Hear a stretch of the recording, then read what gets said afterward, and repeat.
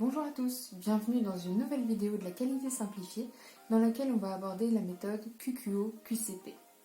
Alors oui, je sais, encore une nouvelle méthode inventée par les qualiticiens avec plein de lettres, plein de chiffres après les 5P, les 5M. Qu'est-ce qu'ils nous ont encore inventé? Eh bien, figurez-vous que non, c'est un moyen mémotechnique qui a servi aux journalistes afin de n'oublier aucune question essentielle à poser lors d'un entretien. Elle est également beaucoup utilisée dans l'événementiel afin de ne rien occulter dans la préparation.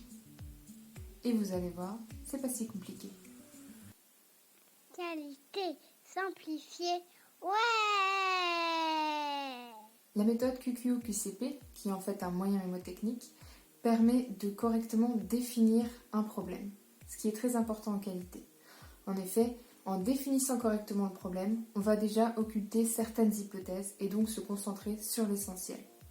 La méthode est simple, elle consiste à se poser plusieurs questions d'affilée afin, je vous le disais, de définir au mieux un problème. Quoi? Qui? Où? Quand? Comment? Combien aussi, on peut ajouter, et pourquoi.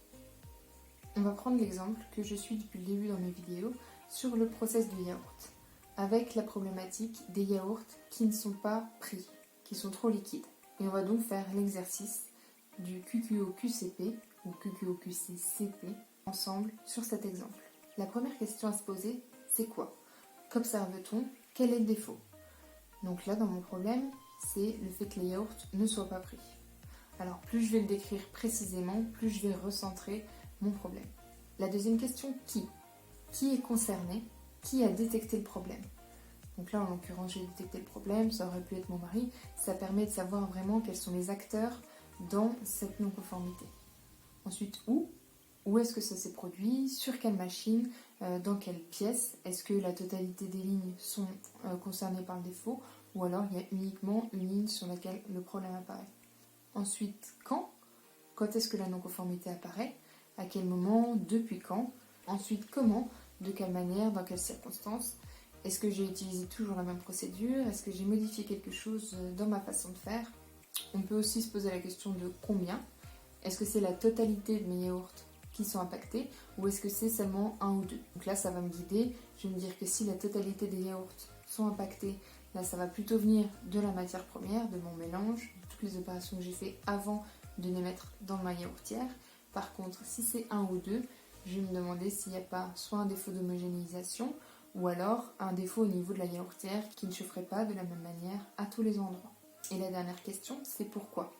Quel est le facteur déclenchant? Pourquoi est-ce qu'il y a cette non-conformité? Donc là, généralement, en qualité, ça va faire l'objet d'un questionnement plus poussé, par exemple via l'outil des 5 pourquoi, via un 8D, enfin voilà, une résolution de problème plus poussée. Donc, en décrivant le problème d'une manière vraiment très précise, je vais pouvoir écarter certaines hypothèses et du coup, concentrer toute mon énergie sur le fond du problème. Le QQO-QCP est la première étape dans la description d'un problème qui doit être fait en groupe afin d'être bien tous d'accord sur le problème en lui-même, quels sont les acteurs, quand est-ce que ça s'est produit, etc. Voilà, que vraiment tout groupe soit raccord sur le problème en lui-même pour pouvoir après travailler sur les causes racines. On va se servir de cet outil dans une vidéo ultérieure qui sera vraiment basée sur la résolution de problèmes. Je vous dis donc à bientôt sur ma chaîne La Qualité Simplifiée.